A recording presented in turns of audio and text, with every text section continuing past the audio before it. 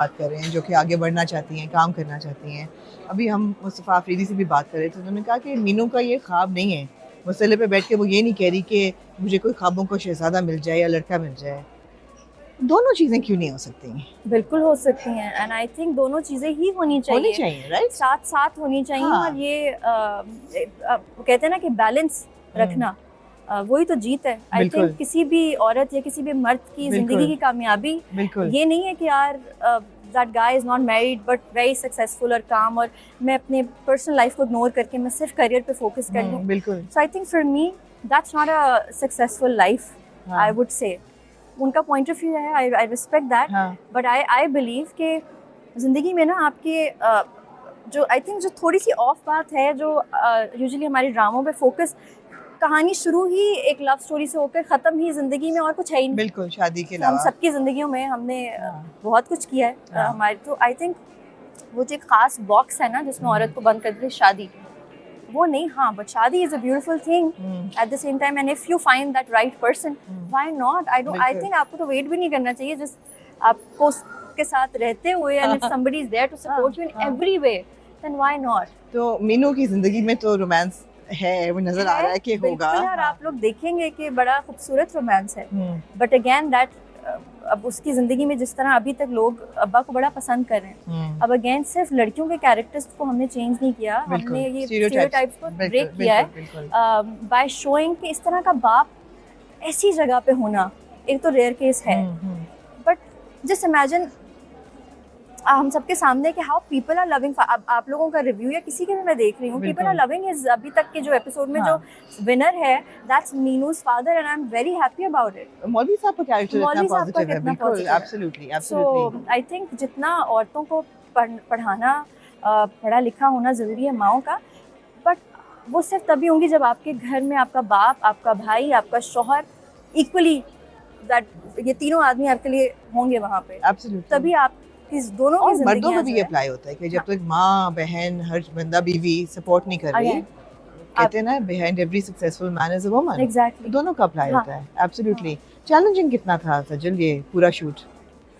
था थोड़ा सा मैंने था। सुना है छोटे-छोटे भी लगी हैं और हाँ साइकिल बट चलाते हुए या साइकिल चलानी आती है, मुझे सीखा है? आती थी लेकिन अच्छा, बहुत अरसे बाद, बचपन के बाद राइट। अब चला रही थी। और वो इतनी बड़ी साइकिल थी क्योंकि आप वो देखेंगे आगे कि वो साइकिल कहाँ से आती है और वो हाँ, किसकी साइकिल है और उस साइकिल पे किस तरह क्या क्योंकि कुछ। मीनू का कॉलेज पहुंचना मुश्किल होता है, तो बिल्कुल इसलिए बिल्कुल साइकिल राइट। बिल्कुल। हाँ, सो वो शुरू में उसके साथ एक ऐसी बैटरी अटैच थी जो बहुत हैवी थी, ओके। तो वो राइड पे साइकिल गिर रही थी, तो एक जो शॉट है टीजर में जहाँ पे वो गिर जाती है, हाँ, आई थिंक वो मतलब वो किसी कहीं सीन में नहीं लिखा हुआ था, हाँ, बट उन्होंने वो लगा दिया शॉट। हाँ। चैलेंजिंग था बिकॉज अगेन बहुत बहुत ठंड से, एक्सट्रीम ठंड से हमने अभी तक हम शूट कर रहे थे, 2 दिन पहले तक शूट हो रहा था, बट अगेन ये कोई इतना जब व्हेन द स्टोरी हाँ, इज हाँ, ग्रेट, सो आप ये चीज़ें भूल जाते हैं। सो वो हाँ। चोटों वोटों का मुझे कोई इतना फ़र्क नहीं पड़ता, बट इट वाज चैलेंजिंग। इतना काम किया है सजल, कितने सालों से इंटरनेशनल प्रोजेक्ट्स किए हैं, इंडिया में काम किया है, जमाइमा के साथ काम किया है, you done so much and you achieve so much, और हर चीज़ एट दिस पॉइंट आपके करियर में आप क्या सोचते हो कि आगे ख्वाब क्या है, जहन में क्या चलता है कि यार ये करना है, इस किस्म का काम करना है, या कर लिया सब कुछ, थक गए हो, जेडेड हो गए हो, क्या अंदर क्या एहसास आते देखिए हैं? आई बी ऑनेस्ट, फेजेस आते हैं हाँ, जहाँ पे I feel that oh I am tired now, या किसी चीज़ से इंस्पायर नहीं हो रही, but again I think life is it's a constant struggle. उस तरह से आपने इंस्पिरेशन ढूंढनी होती है, आपने दोबारा से अपने ख्वाबों को तराशना होता है, and I think it's that's the beauty of life at the same time, her level पे, है ना? हर लेवल पे, सो बिल्कुल। पाकिस्तान में आई थिंक जो भी मैंने किया I think I am very happy about it, but again मैंने कुछ प्लान नहीं किया था लाइफ में, तो जो कुछ भी मिला एंड आई फील कि आगे भी जो कुछ, अब तो छोड़ दिया प्लानिंग करना, कुछ छोड़ चीज़ें दिए। प्लान करके की तो वो कुछ इस तरह इतनी अच्छी गई नहीं, तो अब मैं I don't really plan anything, but मैं तो खुद I myself is I look forward for to the future now, so I left everything to God and हाँ। मुझे लगता है कि जो होगा अच्छा ही होगा, जब अब तक इतना अच्छा आया है, राइट, बी राइट।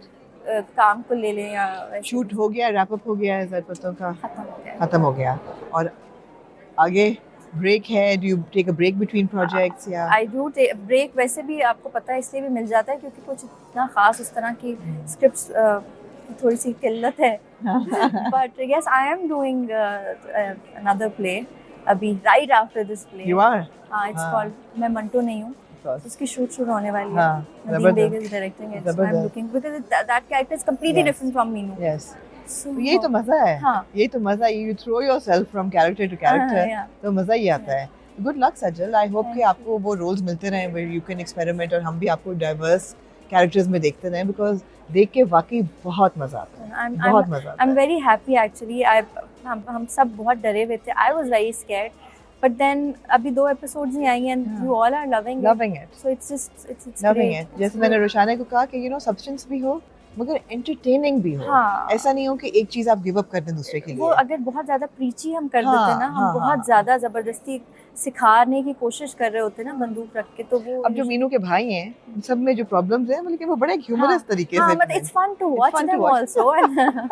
सो मैं जब उन लोगों को देख भी रही होती थी तो मैं सिर्फ उनको देखती रहती थी. एंड देन एंड पे जब सीन खत्म होता था तो मैं कहीं ना कहीं जो छोटे भाई हैं मैं उनको कहती थी it's like it's great to watch you guys. Absolutely. It's not कि वो टॉक्सिक एक है, बट वो उसको जिस तरह से हम उन्होंने दिखाया भी है, जो लिखा भी, आई थिंक सो अगेन बड़ा अच्छा सही लोगों का चुनाव करना इस तरह की स्क्रिप्ट्स में. That's the whole point. So I think this was a very brief conversation with सजल.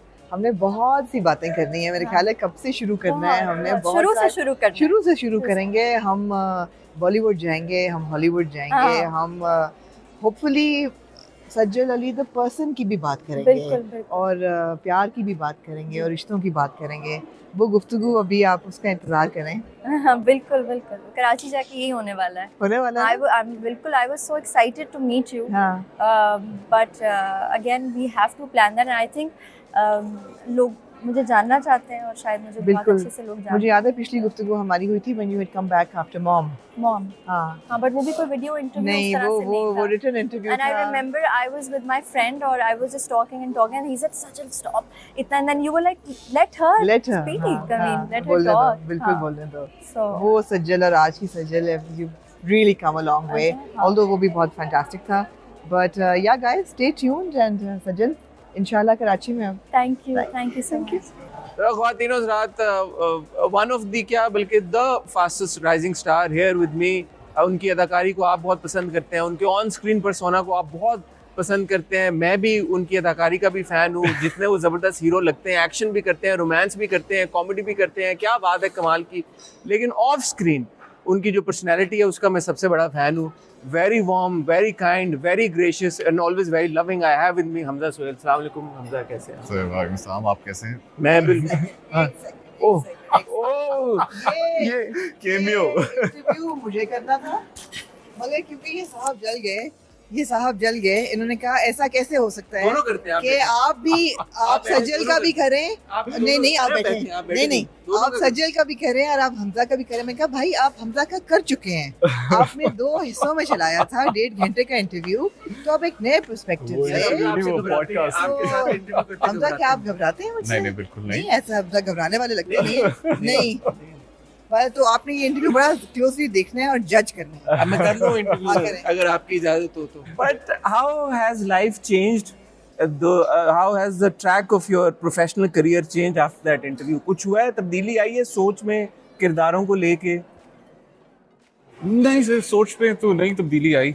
सोच रही है कि बस इधर यहाँ पे वो ब्लाइंडर्स लगाकर काम करते रहो. सोच अभी तक वही है और उम्मीद करता हूँ ऐसे ही रहे. आप दुआ भी कीजिएगा क्योंकि इट्स वर्किंग फॉर मी. अभी तक मैं I am able to somehow stay away from external factors जो शायद कह लें आप मेरी आर्टिस्टिक जर्नी को कहीं ना कहीं हॉल्ट करें या कुछ करें. तो मैं उनसे काफ़ी हद तक बचा हुआ. आई am very blessed in that manner. मुझे नेगेटिविटी को दूर रखना आता है. मुझे वो चीज़ें वो एक नेचुरल प्रोसेस बन गया हुआ है और मैं चाह रहा हूँ कि अल्लाह ने इंशाल्लाह चाहा तो इसी तरह चलते रहें. बट डाइवर्स कैरेक्टर सवाल इसलिए मैं पूछ रहा हूँ क्योंकि ये जो we met after fairy tale का पहला सीजन, उसके बाद फेरी टेल 2 आया, फिर बर्न्स रोड के रोमियो जूलियट एंड नाउ ज़र्क पत्तों का बन. तीनों मुख्तलिफ नौयत के ड्रामे हैं और किरदार तीनों मुख्तलिफ हैं।